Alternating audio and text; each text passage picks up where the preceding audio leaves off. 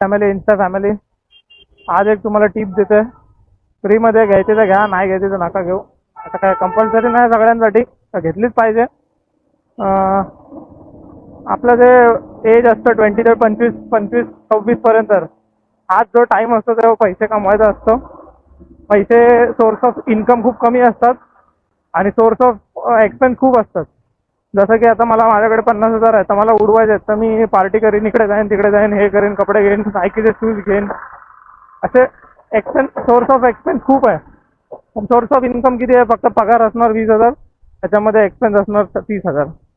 So ही जी age असते 20 ते 25, 26 ते 5-6 वर्षात दाबून दाबून मेहनत करा, दाबून पैसे कमवा, दाबून सेव्हिंग करा, जेणेकरून तुम्हाला 26, 27 टेन्शन नसेल तेव्हा तुमच्याकडे फायनान्शियल कंडिशन एकदम स्टेबल असेल.